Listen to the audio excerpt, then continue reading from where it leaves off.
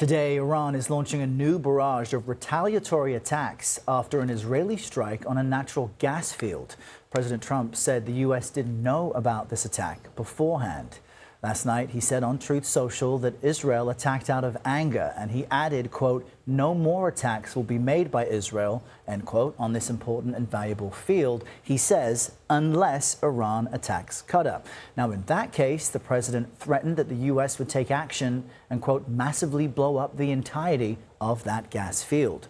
Joining us this morning here in the CBS Broadcast Center is Israel's ambassador to the United Nations, Danon. Mr. Ambassador, welcome. Great to have you here with us. Thank you for having me. Let's start with just this latest news item. Israel's under alert this morning as Iran launches these attacks. So what is the latest information you have as far as what's happened at that South Pars facility? So there is no decision from our side to attack the infrastructure of energy in Iran. If we will take that decision, it will look completely different. So there was no decision by Israel to attack? No, if we want to attack, the entire infrastructure of Iran, it would have looked different. There were a few isolated incidents that we attacked, different sites, depots and other locations, but it's not like a major decision of Israel to attack the infrastructure facilities in Iran. Maybe down the line we will decide to do that, but it is not the case as of now. So, I mean, it does seem like there's a bit of a discrepancy between, the president pushing back on this attack, distancing himself. I'm going to ask you a very simple question that I think a lot of folks don't feel has a very simple answer. Who is in charge in the operations in Iran? Is it Israel or is it the United States? Well, it's a joint operation, and we welcome the leadership of President Trump, and we coordinate. And I think we haven't seen that level of coordination in the past. We coordinate the targets, the intelligence. We share all the intelligence we have, and we have a lot of intelligence on what's happening on the ground. And I think what we are seeing today, that the fact that we are winning this war, we are winning this war against Iran. We are dismantling the capabilities, the nuclear capabilities, the ballistic missiles, or all the infrastructure of terror that they built for 47 years. We are dismantling it. It will take more time, but I see the regime is weakening. And I think we can start to talk in the next few days about, the people of Iran actually rising up. We are waiting for that. I think it's coming soon. I do want to press you, though, because you say it's coordinated. It is a joint operation. That feels very counter to what the president put in his Truth Social post about this attack overnight. So I will not go into the details of one incident. But when you look at the overall picture, when you had thousands of attacks so far, and the level of coordination of flying above the skies of Iran and protecting the region together, that is amazing level of coordination. And it takes a lot of coordination, also in defense. You speak about the offense, but, defending assets of the U.S. in the region, defending the people of Israel. And we saw that Iran, are desperate now. They are attacking, civilian sites not only in Israel, in the Gulf, Cyprus, Turkey. So they are escalating their attacks because they are desperate. Now, the president acknowledged that Iran attacking Gulf nations may have surprised him, but was expected ahead of the U.S. operation. And there is also some discrepancy about, here in the U.S., what DNI Tulsi Gabbard is testifying in front of Congress right now, specifically that Iran's nuclear capability was obliterated last year during the summer operation. Do you agree with that? Was that the case? Was Iran's nuclear capability obliterated last year? And if so, what is the purpose of this current operation? We achieved a lot last year.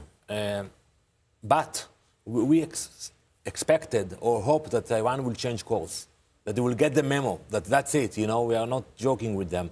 It did not happen. They continued with the ballistic ambitions. They continued with the nuclear ambitions.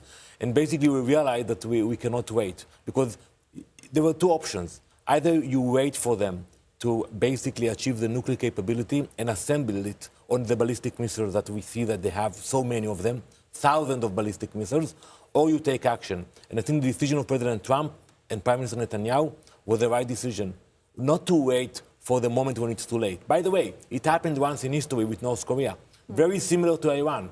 They were playing, negotiating back and forth. One morning we woke up, North Korea announced we achieved nuclear capability, and we assemble it on our ballistic missiles.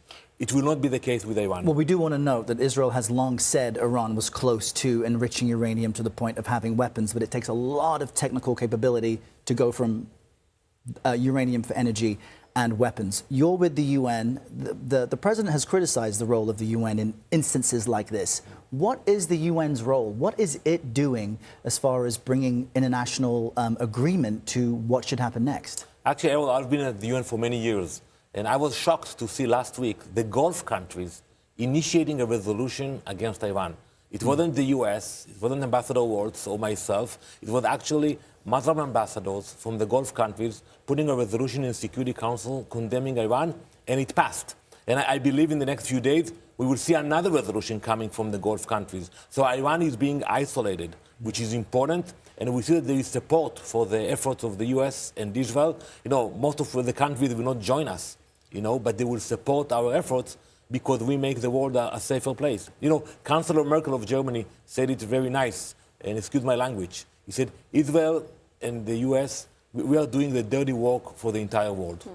I want to get to Israel's involvement in Lebanon in a second, but just to follow up to that, I mean, okay, you're passing resolutions at the UN.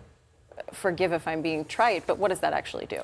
Yeah, you're absolutely right. You know, bottom line, what counts is what's happening on the ground. And we are actually dismantling the capabilities. That's what's important. But usually we are being criticized for that. When I say we, the US and Israel, today we see that we actually get support. Even Russia and China, they did not veto a resolution condemning Iran. So it shows that overall the world realized that Iran was lying all those years. It's about time to stop them. So Israel is launching strikes in Lebanon, maybe the most that we have seen in history. What's the end game here? So, unfortunately, you know, Hezbollah is controlling Lebanon. We have no beef with the Lebanese people or with the Lebanese government. By the way, they say all the right things, the government. They condemn Hezbollah, they call them not to send rockets into Israel, but they have no control, no sovereignty over southern Lebanon. And Hezbollah decided to support Iran and attack our communities. So basically, we have no choice. We have no choice but to push back and stop the rockets from flying into Israel. And I hope that the Lebanese government will take action, because they don't do much. They have a military, 70,000 soldiers, but they don't deploy them. They don't confront Hezbollah. And Hezbollah is running the show in Lebanon. We have to face that reality. And Mr. Ambassador, are Israelis safer today than they were 3 months ago? For sure, but not only Israelis. Americans are safer, Europeans are safer, the Gulf countries. You know, I speak with my colleagues in the Gulf every day, and the message I get, finish the job. Finish the job with Iran.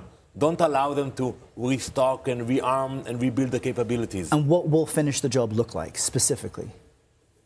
Hammering and taking out their capabilities. That's what we are doing every day with the strikes, you know, making sure they don't have the capability of rebuilding the ballistic missiles, the nuclear capabilities, and hopefully, and I pray for that every day, a regime change. But that's for the people of Iran to decide.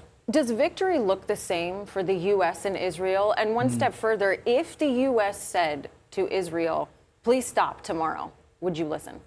We coordinate everything with the United States. You know, we are allies. So that's a confirmation. If they asked you to stop, you would? We coordinate. We are allies. We work together. You know, we're an independent country. If we feel there is a threat from anyone, we will do whatever we need to protect ourselves. But today, after a few weeks that we degraded the capabilities of Iran, I'm sure we will coordinate the future together with the U.S. Mr. Ambassador, we so appreciate your time. The UN not too far from this building. There is an open invite to return whenever you're available. Thank you for being with us today. Thank you.